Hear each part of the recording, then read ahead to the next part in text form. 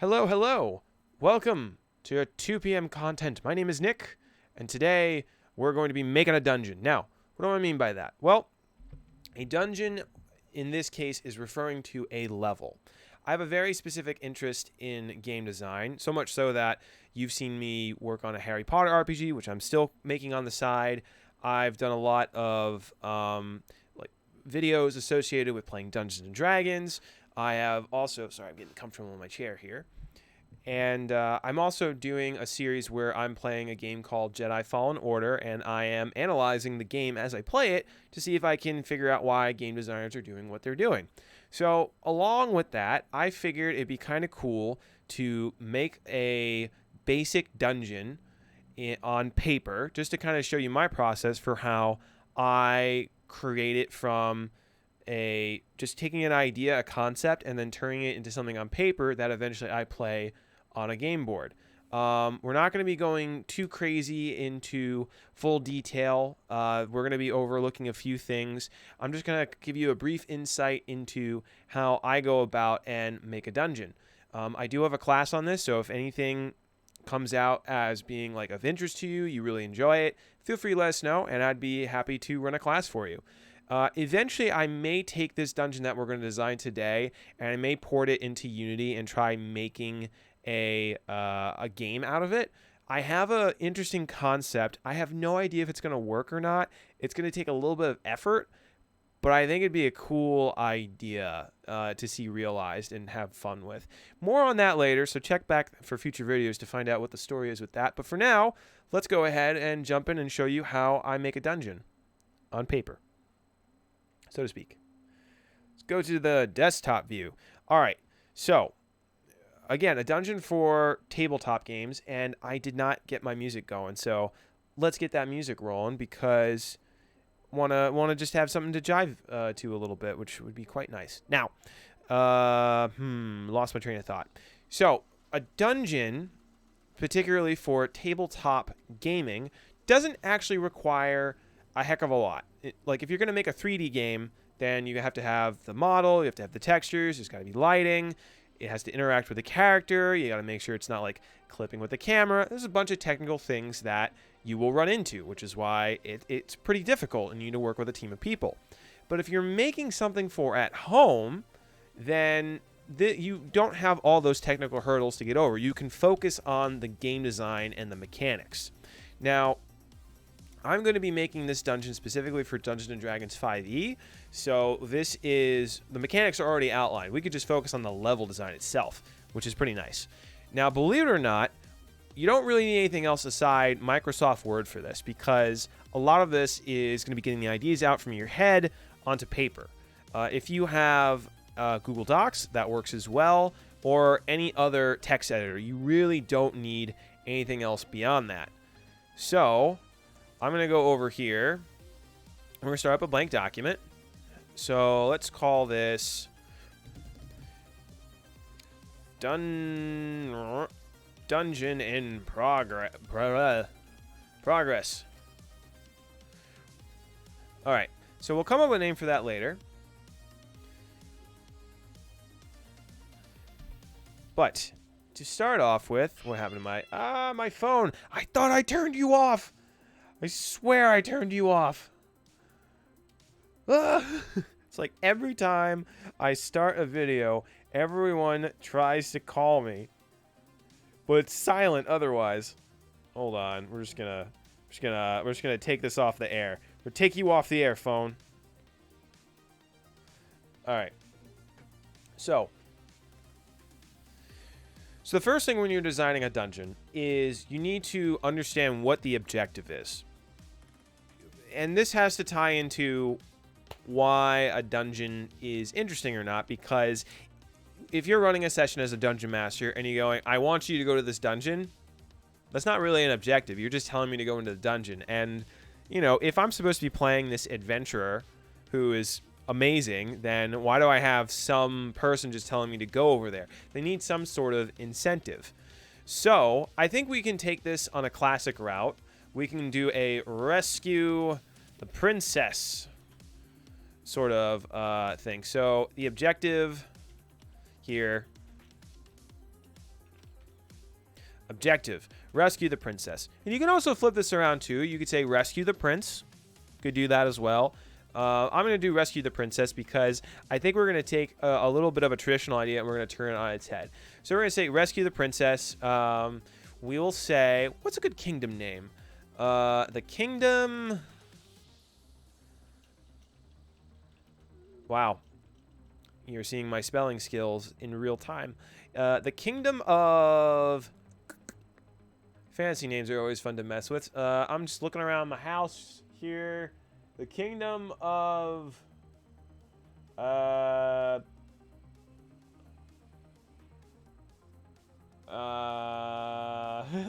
on. Kingdom of Moybridge. There you go. Actually, the Kingdom of the Crane. I don't know why. Here's my thought process. So I have a set of books up here that are from Edward Muybridge, who did like a bunch of animal photography, so you can see like the motion and everything. So I went animal, and then I somehow went over to the Cry of the Heron, and then I went to Crane. I don't know how my brain connected all that, but we'll say the Kingdom of the Crane has hired our adventuring party to rescue the princess from a evil dragon. From an evil dragon. Alright, cool. So we have our objective. We know why it's important for us to go do this quest. Now, some characters in a role-playing game, that may be motivation enough. However, many players prefer to have some sort of reward. So, the king, he needs a name too. Could also do a name generator. But it's more fun to make these up. The king,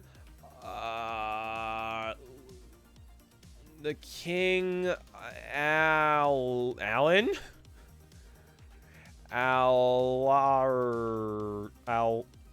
Alir. How about that? Alir. I don't know where I came at. Alir. Yeah, there you go. That's how you spell it. The King Alir has promised a bountiful... bountiful... It's very hard because my microphone is blocking my view. Bountiful. And I am somehow losing my place. Bountiful reward for the rescue of his daughter.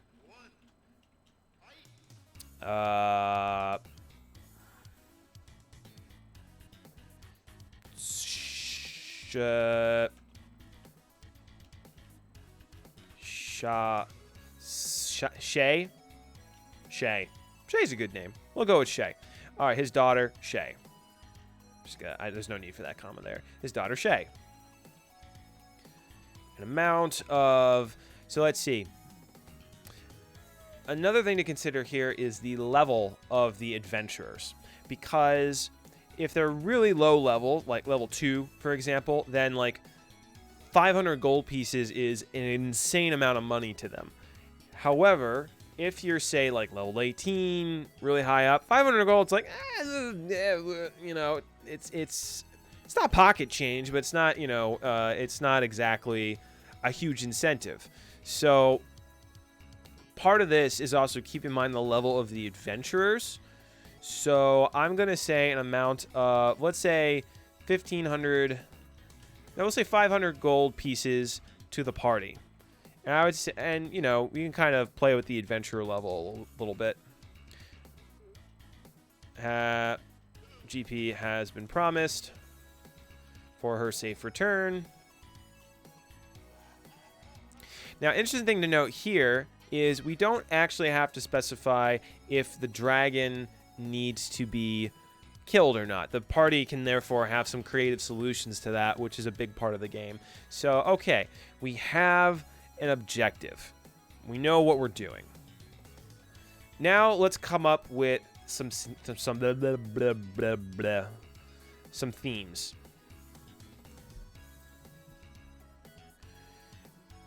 So I like to come up with themes because they kind of help you figure out how to design everything in terms of the dungeon. You know, is it, say, an dark, you know, infested hole of like vermin? Is it a very lofty, holy place where the sun always shines? Is it a lost and forgotten, you know, temple or city? Is it a forbidden tomb with hordes of undead? You know, whatever it might be. So coming up with some common themes to tie that all together can kind of help paint your ideas a little bit. So we're going to say the theme of this dungeon. Let's see. We could go traditional with the whole, you know, fire breathing kind of dragon. However, I'm going to pull out my monster manual over here, because I don't often get a chance to use a lot of dragons. I mean, I could, but that would be very unfair to my adventuring party to just constantly throw dragons at them. So I want to... Microphone, you are blocking me. Oh, I haven't experimented with white dragons yet. Those guys might be fun. And then there's green dragons. What's interesting about the monster manuals specifically is that they give you a lot of background information as to why the dragons and all the creatures do what they do, so it helps very much. So green dragons are cunning and treacherous. They use misdirection and trickery to get the upper hand against their enemies. That might be interesting. Nasty, tempered, and thoroughly evil, they take special pleasure in subverting and corrupting the good-hearted. In the ancient forest they roam. Okay, interesting. Green dragons demonstrate an aggression that is often less about territory than it is about gaining power and wealth with as little effort as possible. So we have, they are hunters, they are schemers, they like conflict and corruption and living treasures. Green dragons favors treasures that... green dragon's favorite treasures are the sentient creatures it bends to its will. So that might be interesting.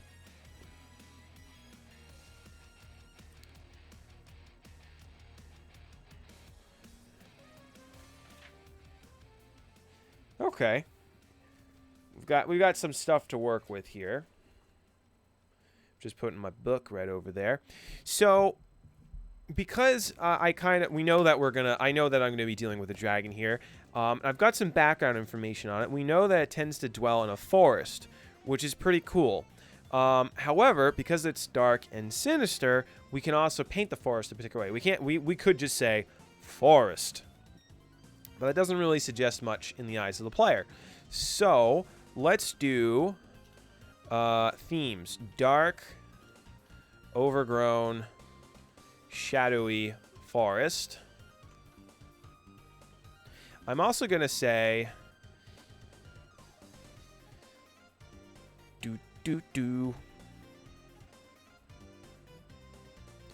hidden.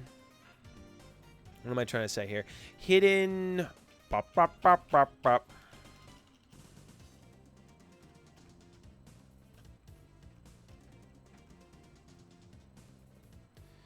I want this to be... Sorry, I blanked out there for a second.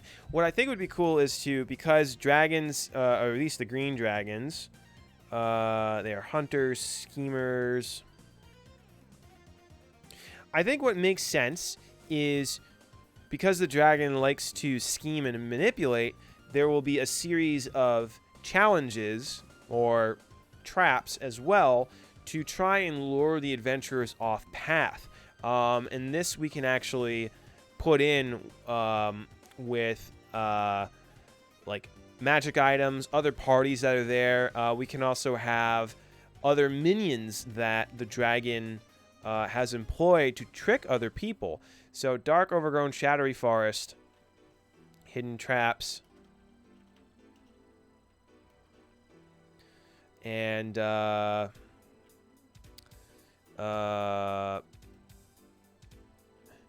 minions, hidden traps, And I kind of want this to be maybe we can make the forest a little bit labyrinthian, where it's hidden traps, twists and turns, confusing terrain.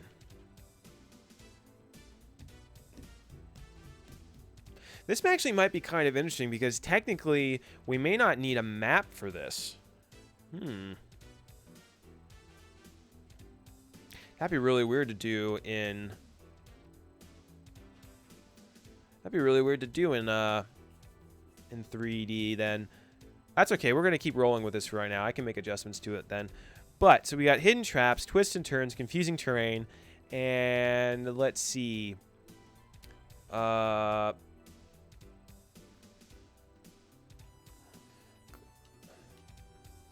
Misleading paths. Cool. So we've got the theme. Whoop.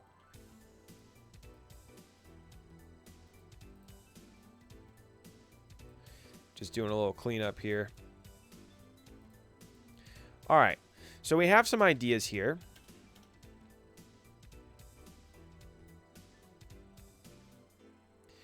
Now, another thing we can do is, because we know what the dragon likes to do, we have a little bit of background information from the monster manual. I think one thing that we are going to have to establish in a little bit, maybe not right away, is the level of the adventurers, because you don't want to overpower everything. It is extremely important to make sure that you don't... I'm actually going to lay this down here so I can see that a little easier. You don't want to make the dungeon so difficult that the party is going to be scared they're going to die if they go around the wrong corner. And you don't want to make it so easy that there's no challenge. So, let's go ahead, and before we even start listing out the level, let's list out some interesting things that this dragon may employ to try and trick people. So, we could call... we'll add a little bit more to this objective here. The dragon... lives in its home. Of course it lives in its home. That's very obvious. Lives in the forbidden forest beyond the castle's boundary. There you go. Ooh, we got to throw in some mist. Mist is always good. I always like mist. Okay, cool. Something else that I'm also thinking here. So if the dragon likes to scheme and manipulate, then one thing we could do is... I'm gonna put this a little bit of an asterisk for later. One thing I think would be cool is, as the players go through and begin to explore this area, they may find strange people and events from, you know, either... forgotten timelines or new time, not so much forgotten timelines, but people who've just been wandering around this forest for an extended period of time. And part of that could be that the dragon has like a magic item that releases this mist, and it's meant to confuse you the longer you stay. So that would be interesting. Magic mist. Breathe in. Not good. Confuses you. Now, one thing though, if we are going to employ this, is we have to be aware of how the players are going to interpret that. For example, if you have your players step into the forest, they encounter the mist, and then you immediately have them make what's known as a saving throw, which is essentially an attempt to try and resist or dodge something, then that's going to immediately tell them, like, oh, this mist is bad news. What we could do is make it more subtle. So, for example, the way, if you're not familiar with Dungeons and Dragons, the way that it essentially works is you have a target number that the players have to meet or exceed. I actually described this in another video where I blah blah blah blah blah blah blah. I did this. I had another video where I taught how to play Dungeons and Dragons with a simplified version. It's not the full rule set, but it's enough to get you started, and it's good for much younger kids. We're talking like 7, 8. I've played with kids as young as 8, and they do pretty good, but it's a little hard to keep them engaged in the full rule set because there's a lot of rules, and even adults get confused a lot of times. So the simplified version was there for like really young kids and parents who are stuck at home. So some of the terminology that I'm talking about here is in that video. So I definitely encourage you to go check that out. So there is a number that the players have to meet or exceed to be successful. If they fall short, then they fail. So rather than making it very obvious, what we could do is, like, let's say they're trying to perceive something. So this is often called a perception check, right? So normally when they try to perceive something, if it's of a medium difficulty, generally we would say that's a difficulty check or a DC of 15, right?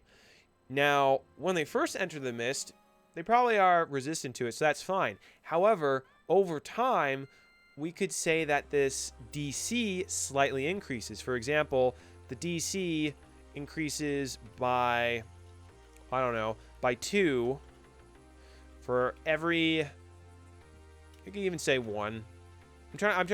We're going to figure out a balance, but we can say increases by 2 for every hour they spend in the mist, or in this case, forest. That's much subtler. And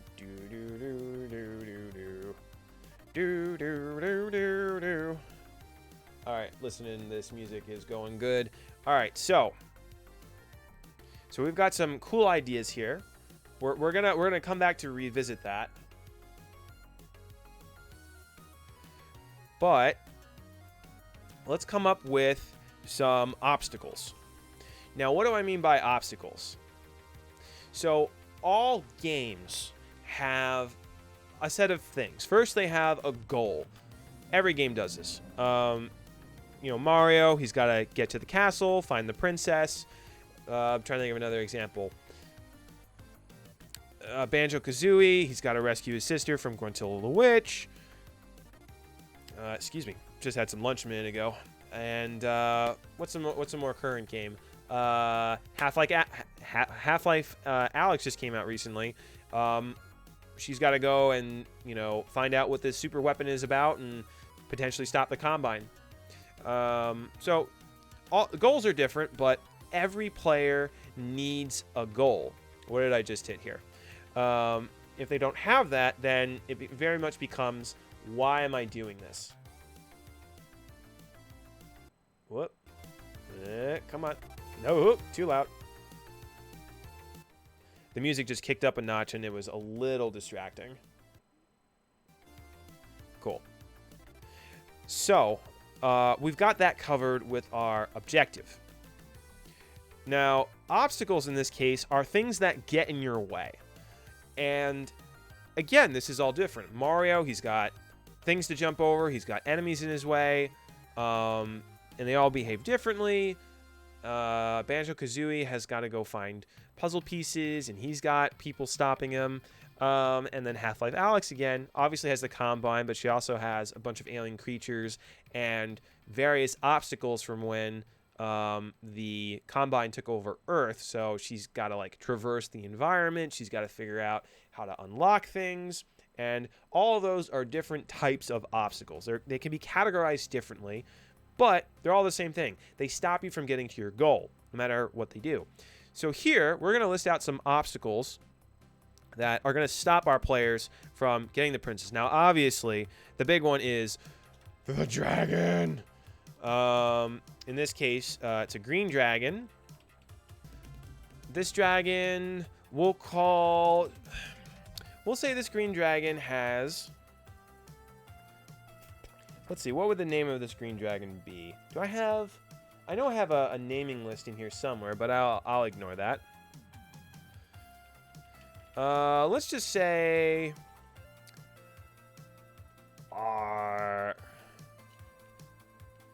Archaloth, the Merciless. There we go. Archaloth. Archaloth the Merciless. Obviously, that's a big obstacle if the players choose to fight it. And what else? I don't want this to be a humongous dungeon. But because we're doing a forest that has a lot of like twists and turns, we technically don't have to draw a map out for that with interconnected pieces, like say a dwarven mine, for example. We could say that, we could just have a chart that says, okay, roll the next thing, and then this is where you end up. That's kind of a little bit more fun, because then as the dungeon master, you don't know which one they're going to get. So we'll come up with maybe 4 or 5 different ones, and then on their journey to the dragon, sorry, I keep adjusting my mic, we could roll 3 times and see which one that pops up with. Now, the dragon they're going to run into probably no matter how they want to go about it. So we're going to go over here. And let's say, I think one thing that would be cool is having a group of knights that are stuck in this mist, and they've been in there for so long that they can't perceive what is true or not. So we could have a group of knights confused and convinced the party is evil. So this could be just because they've been wandering around for so long, the mist is just confusing them, that any force they encounter, they're going to assume is working with the dragon. And we could say that Archaloth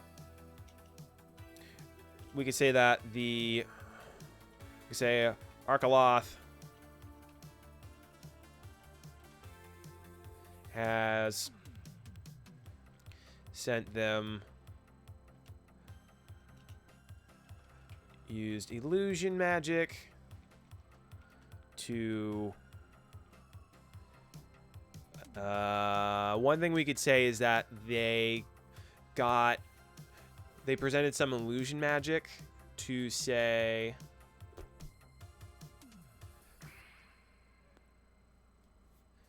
Archaloth used illusion magic to appear as a messenger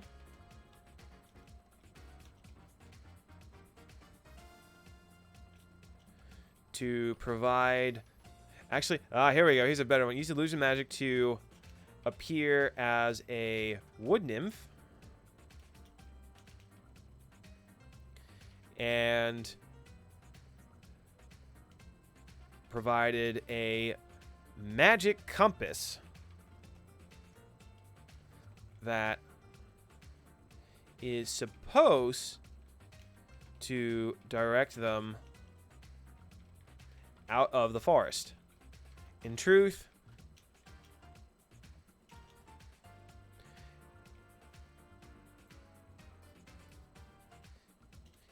the compass keeps them in the forest. And then the mist on top of that just makes them even more crazy. So if the adventurers get this early enough, this can be a little fun. Actually, we don't even have to say this is Archaloth. We could say that this is just a wood nymph. A wood nymph under the control of Archaloth. Like maybe Archaloth decided, like, hey, you don't do what I want you to, I'm going to burn your tree. So for those who don't know, a wood nymph is a creature that is sort of like an elvish humanoid, but their life force is tied to a tree. So if anything happens to that tree or someone captures it, then they're basically under the sway of that person, more or less. Wood nymphs tend to be more neutral. They usually don't attack people in the forest, but stuff happens. So, under the control of Archaloth.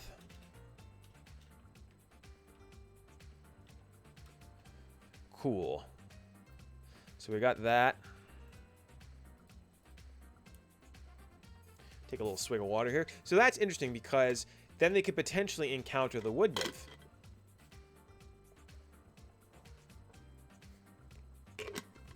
And she may try to give them a magic compass. So let's definitely add that. A wood nymph.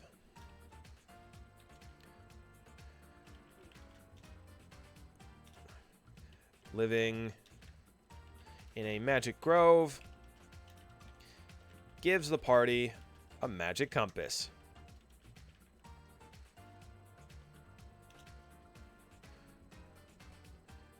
Which in turn continues to ensure they are lost. So there could also be a DC associated with that compass. So every time you use it, you roll dice, and then if you beat the DC of the compass, the character will know, no, this compass is faulty. But it depends on how long they've been in there. Because again, we can increase that DC. All right, so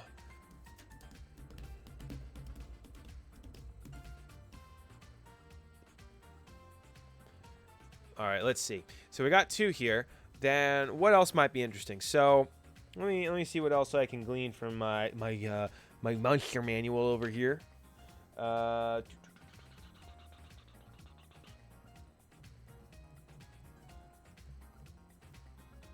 We could also I feel as if that this dragon would prefer to try and harness control over other creatures, maybe not so much use traps.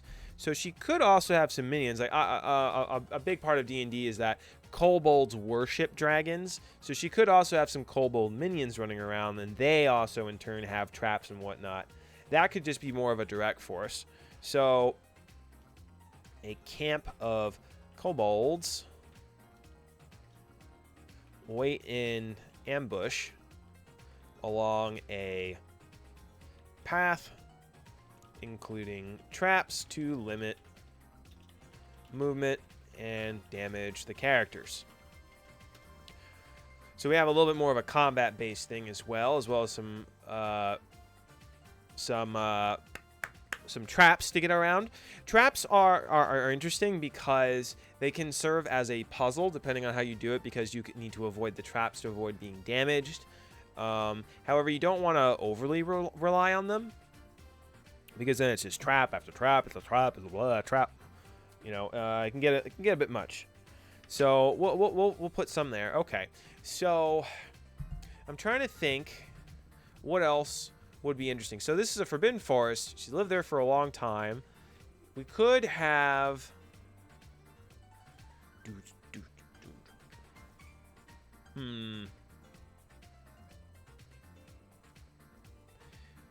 what else could we do? So we've got a group of knights that are wandering around. They're lost. We could also have, let's see, who else? What reason would people have to go into a forbidden forest? So we've got knights who obviously want to do some good.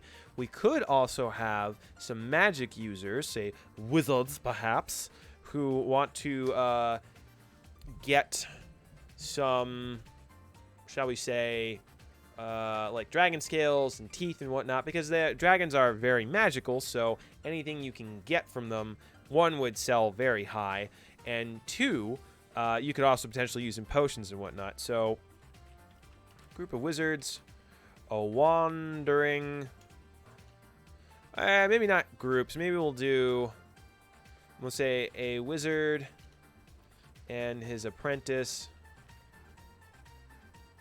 are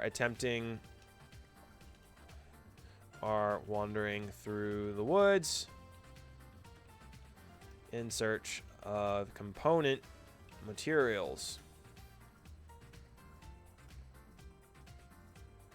And what might be cool here is that the wizard may actually have, so this is part of another part of game design, where as we are making the level, anything that you can give to the players that will help them in the final battle will make these encounters much more meaningful. So maybe the wizard and his apprentice could have things that may protect against certain aspects of the dragon's attack. So looking at, say, the adult green dragon here, the dragon will have something called Frightful Presence, which essentially makes you fearful, so you can't actually move toward the target. So this is really bad for melee fighters who need to get in there and do some bashy. But there's also the Poison Breath, which basically, if you fail a Constitution saving throw of DC 18, which is pretty high, it's not super high, but it's up there, the character will take 16d6, which basically means you roll 16 six-sided dice with an average of taking 56 poison damage, which is nuts. Again, this depends on what level we want to do it at, but that's still crazy. So maybe we can say, just as a footnote here, they have potions of poison resistance and potions of bravery. I don't know what else to call it, but basically it gets rid of the fear effect.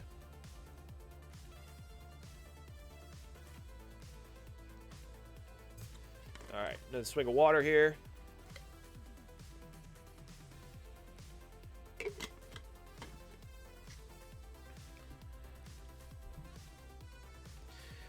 Okay. What have we got next? Wizard and his apprentice are wandering through the woods, searching component materials. Now, what does the dragon do to keep them in the forest? So obviously we've got the wood nymph. We could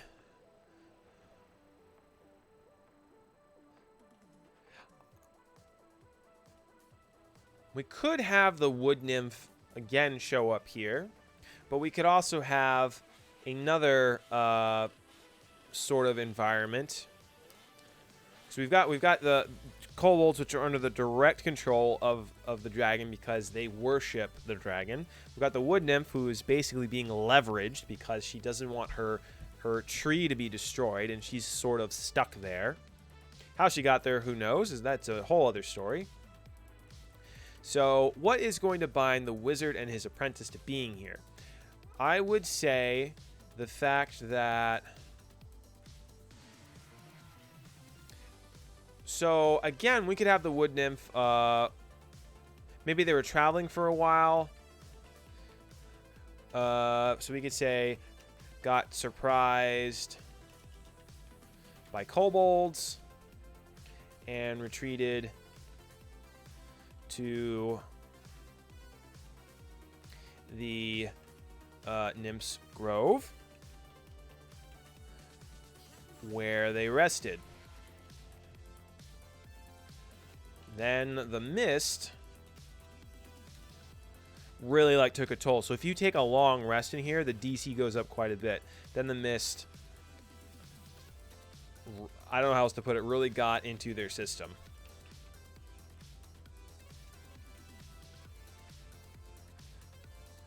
The nymph, who we really should name at some point, the nymph attempted to give them the magic compass, but the wizard felt he did not need it.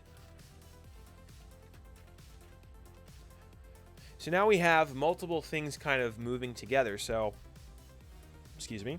So the kobolds managed to actually force the wizard and his apprentice to the nymph, where they then rested for a bit. The nymph is not really interested in attacking them or causing any harm, but she is doing the minimum amount of the contract or the agreement between her and the dragon to get that done. So that's yet another layer to this we can add. So we have one party. I feel like we need one more element here just to make this interesting. So we've got two, sorry, I keep changing my position here. So we've got two characters, or two sets, I'd say, because we've got the nymph, who is working with the dragon, but she is being leveraged or forced to do this. We have music's done. Let's do 16-bit Wave 2, Super Nintendo. So let's see here. So we've got the nymph, who is essentially the party that is doing this because they've got no choice. We've got the kobolds who are doing it because they are like, dragon, ah, you know. And I think we need one more player in here that is doing this because they've been hired and generally do not enjoy others' company. So we could do a monster for that, though. So let's see what would be good here. Obviously, again, this is going to depend on the level of the adventurers. So I feel like a werewolf in this instance would be classic. Let me just double check what their stat level is. But as you can see, the reason that I'm thinking of how everything relates to each other, because it just makes the world feel more real. Rather than saying, oh yeah, there's a werewolf here, there's a nymph there, because reasons. It's very rare that you will get people involved in the world if you simply just put things there because you want to, and that's not necessarily a bad thing. Some people just like to do dungeon crawls because they just want to fight creatures and, you know, kick some butt and, you know, earn some gold. And nothing wrong with that either. But because this is a role-playing game, generally a good story helps root everything in there. And then when you balance that along with good mechanics, you've got something that's quite awesome. All right, so there's the Dryad. So yeah, she's neutral. Fine, fine, fine. Flumps, fungi, genies, ghost. We got all kinds of stuff in here, guys. Can't imagine how long this stuff took to write. You know what? Why don't we actually go to the index in the back? That would be the smart thing to do, wouldn't it? Let's see. Werewolf, 211.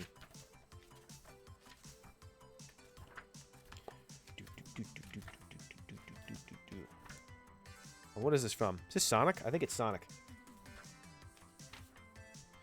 You know, interesting enough, I didn't dislike the Sonic games, but I just could never get into them for some reason. I don't know. Other people will swear to me that Sonic is, you know, amazing. But I don't know. I think that would be an interesting conversation to have, why some people like Sonic and some others don't. I feel like that dial is not very... like, there's very little in between. Either you like it or you don't, you know? I don't know. Just a thought. All right, so werewolf.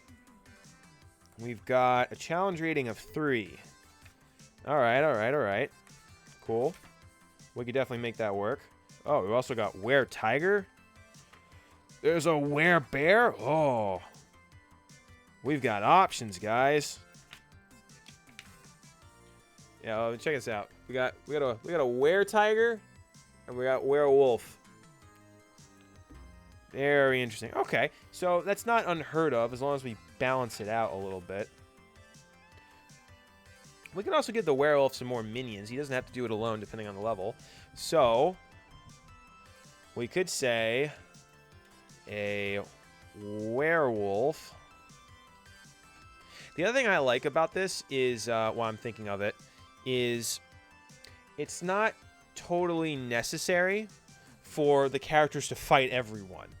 You know, the knights will try, but there's a good chance that you can try and convince them otherwise, depending on the DC. The wizard and the apprentice, they can try and convince or back. They could probably back off. The kobolds not so much, and the werewolf not so much. So they don't have to fight everything. They can try and get out of it.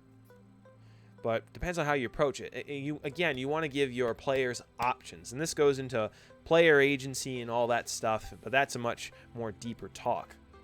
So we've got a werewolf named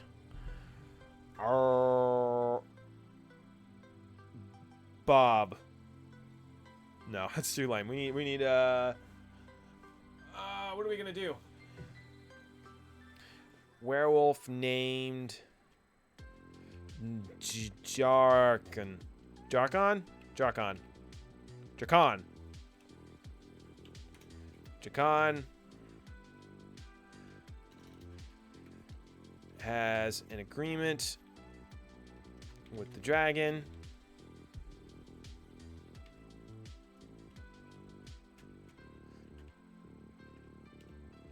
Pursue and force newcomers towards danger.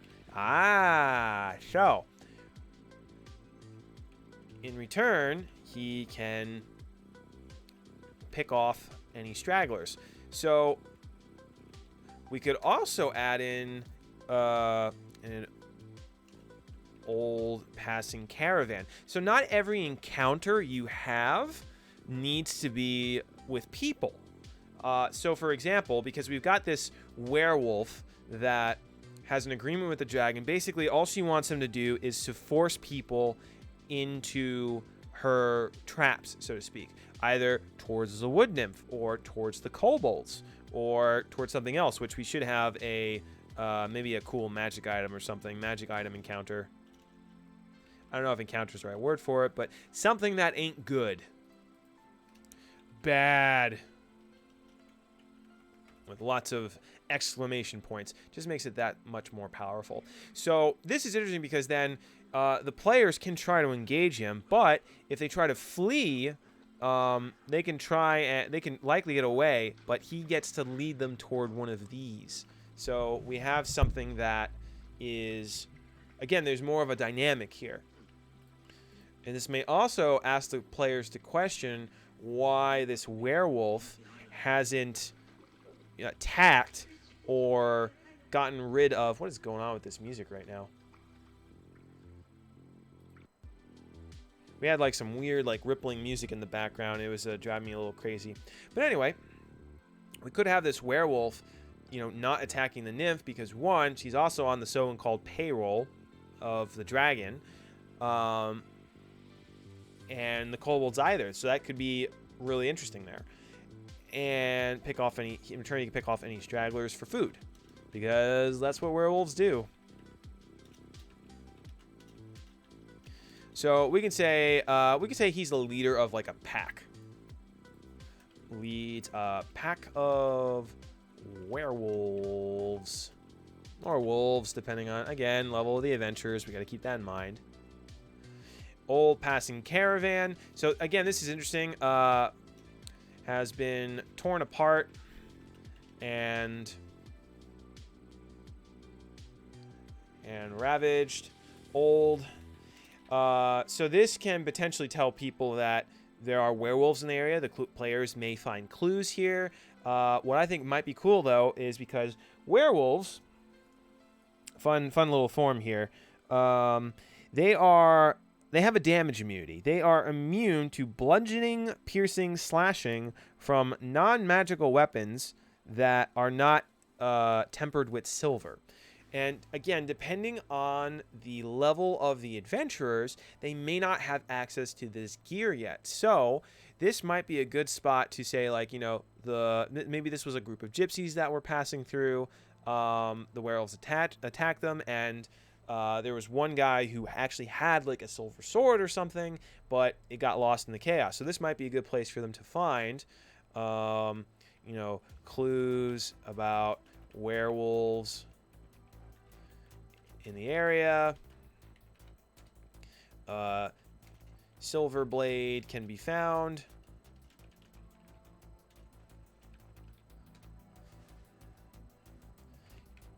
Other information about the area.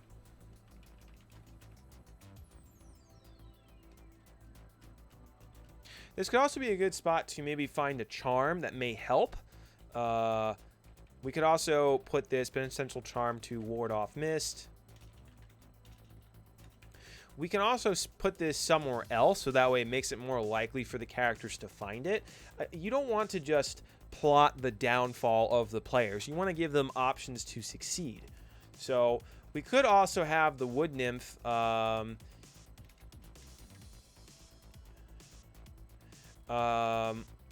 may attempt to warn the party through body language.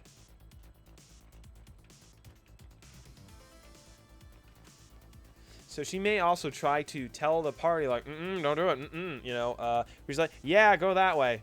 Yeah, totally go that way. Here you go, that sort of a thing. So we've got a lot of interesting stuff here. So let's see. We had way more than 5, but this is a really interesting dynamic. So magic item encounter. We could say...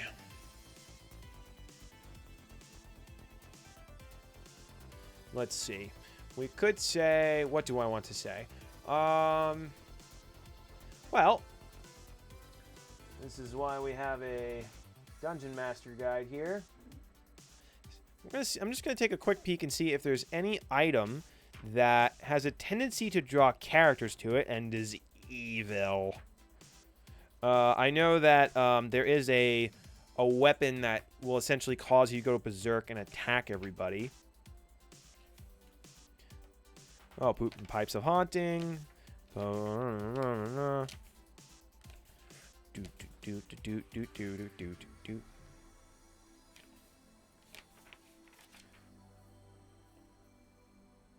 Wand of Secrets, Wand of Paralysis. Yeah, we've got some good stuff in here, but looking for something.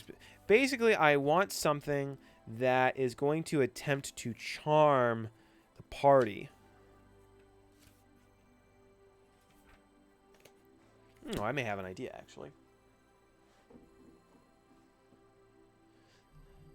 So, we could say... So the idea here is, we'll call this the Flame of Attraction. We come up with a different name for that. But basically the idea behind it is that when you see this flame sort of glowing, you look at it and then it sort of entices you with its movement and its color and the slow sort of, you know, waves of flame. It's sort of like if you've ever gone to a campfire and you've just stared into the fire for a bit of time, just let your mind go. But this is enchanted so that you think of nothing else but just this one thing. And we can actually have... we could actually make this even more interesting. We could actually have the wizard... Yeah, we're going to move things up a little bit. So we're going to say the apprentice is wandering through the woods, and the wizard is stuck here. So if they help the wizard out, they can potentially get some help here. That's actually really cool. We'll say that the apprentice... Actually, no, we'll reverse that because the wizard's a more threat. So we'll say wizard wandering through the woods. Forgot about apprentice. And we can probably hint this through, say, is carrying extra gear. To try and, like, clue that he's missing someone. The wizard's apprentice is located here. Like, he's... I want to say, like, the wizard is going to be a little bit more addled. Like, who are you? What do you want? You know, sort of thing. While the apprentice was probably, like, following the wizard. And then he saw the flame. And just without saying anything, he just wandered off. And then the wizard just got totally mixed around. And, you know, so there's a lot of, like, overlapping factors. We could also say that the knights might be looking for the werewolf. But I feel like that's a little too interconnected. So we're going to back that off just a little bit. You could do it, though. Like, I really enjoy the concept here that there are a bunch of things from different times that are overlapping and have their own unique sort of story here. And the whole point is, like, the dragon just loves to have control and playing with people, sort of like set pieces on a board, and like she just kind of sets them up, and then Jockin will like lead them towards certain areas depending on her directions. Which we could say that if they do manage to beat Jockin, Jockin has a key that will lead the party to the hidden hideout. Haha. And it's not saying they can't find this eventually, but this will make things a little... Actually, that will disable magic wards on the hideout. There you go. Because you don't want the party to not find the dragon. You do want them to get there, but you don't want them to get there, find out they have a key, and then they got to go find it. There's a certain way you can present information to ensure that it's enjoyable. So, Flame of Attraction. Wizard Apprentice is located here. The flame will appear to certain party members, and you get to pick, or you could roll again, appear to certain party members, and attempt to entice them to stay a while. Quotes.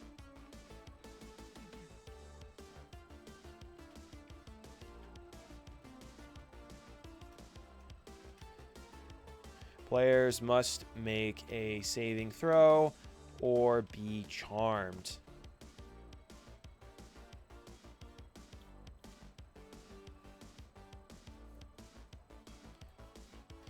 Any attempt to move him without... So then the question becomes, how do you turn off the Flame of Attraction? So maybe there's a demon inside. That might be cool. So let's see what demons we got in here. Demons and devils.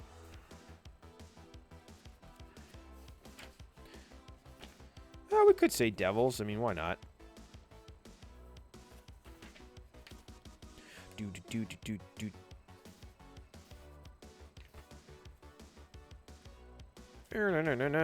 Let's go to demons just for fun, because they tend to be a little bit more nefarious.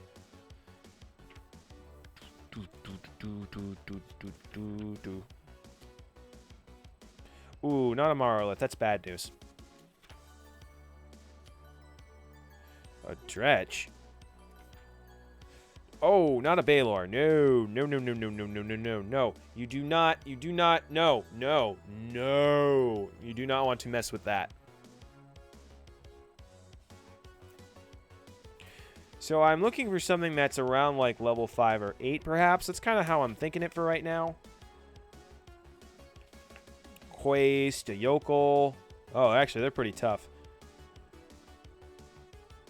Oh, Shadow Demon might be fun. We'll say Shadow Demon for right now. That'd actually be really weird considering he's producing a flame. Oh, he's hiding in the shadows. Ooh, I like it. Flame will appear, entice them to stay a while. It is a magic item being used by a Shadow Demon to trap adventurers or wanderers. Now, as for why the demon is doing this, we could add another level to that. But again, there's at some point where you're going down that rabbit hole and you got to just, back it up a little bit. So, cool. Parties must make a saving throw or be charmed. I will say that the Flame of Attraction, attempt to move him without disabling the flame, will make him hostile.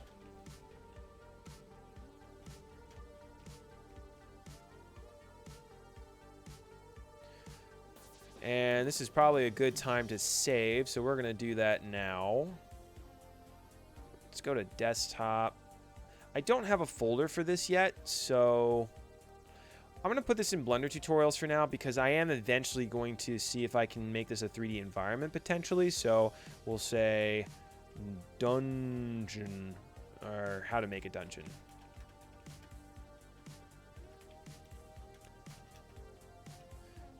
I guess we do have a name. This is the Forbidden Forest. All right, cool. I got that. The party must either defeat the demon or disable the flame to recover their members.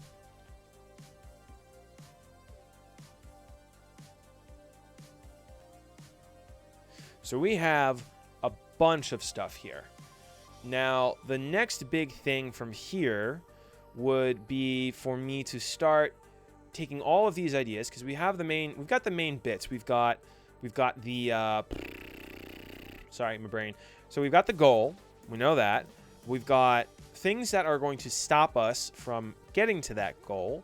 And then we've got the mechanics of how to do that. And that's all defined throughout the books. But now what I need to do is, again, in line with those mechanics, is figure out what the difficulty is, what the level of the, what adventuring party is this meant for, and then apply checks for that. You could do this in game. You technically don't need to designate that ahead of time, but I find I prefer to plan like 85 to 90% of everything and then leave the rest up to improv. Maybe about 80% planning and leave the 20% to improv. It depends on how I'm feeling about it, but we already have a lot here, and now all I have to do is take that and start figuring out, all right, Flame of Attraction, you have to make a wisdom saving throw, and it's pretty difficult, so maybe like a 16 or a 17. Otherwise, you cannot or recover from it. You can make another saving throw, but now the DC is 2 more, so now it's 19. So and it just gets harder and harder and harder. So there are ways to go about this. I will say that to make this not impossible, we can say that maybe this demon wants specific people at a time. There are ways we can kind of balance it, but I think we're going to cut this off here. When I come back to this at another point, I think we can assign difficulty to it, or I may do that off screen. Yeah, I think what we'll do for here is I'm going to maybe focus more on the dragon. So maybe do green dragons burrow? Because then I may actually design the dragon encounter here. Hold, please. Dragon.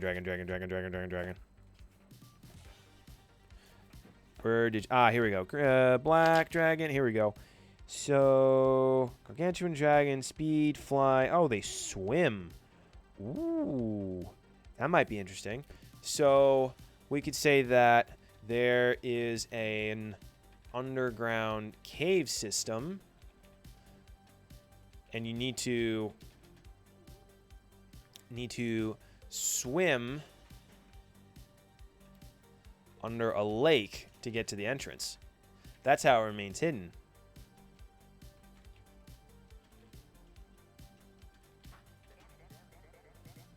Okay, cool. So maybe what I'll do is I'm going to kind of play this by ear a little bit, but I'm thinking that in another video, we can take the what I've done here, apply DCs to it, and from here I can also use this as a jumping point for actually designing something in Unity.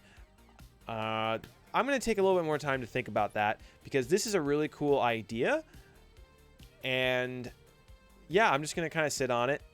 I'm kind of going in circles now because it's been a long day, so I'm going to try not to ramble anymore. But this is essentially how I make a dungeon. I think about what's the objective, what's the general theme, put the obstacles there, and then from here I need to assign DC checks and figure out other things to balance the system. So for closing thoughts, when we come back, we need to assign level of adventures, like what level of adventures is dungeon supposed to be for,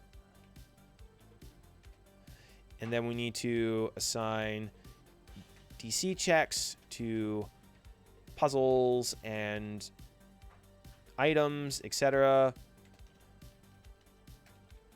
Check this works with monsters and ensure it is reasonably balanced. So again, I may do all this in another video. Depending on how we're feeling about everything, I will do, I'll just go straight into modeling and start working on like a Unity project with this. I'll talk more about that in another video. It's been long enough. I've already rambled on. Thank you for joining me. Again, my name is Nick. If you want to learn more about how to design a dungeon, whether for tabletop or a video game, let us know. More than happy to help you out with that. Make sure you check out some of the other videos we have on our channel. Subscribe, like this video so it lets me know to make more of these. If you've got questions, leave them in the comments below. Check us out. We do a bunch of other things related, everything from programming, graphic design, photography, film, a whole slew of stuff. So make sure you check us out. I'm going to go take a nap because I'm tired. All right. Have a good day, guys, and I'll see you next time.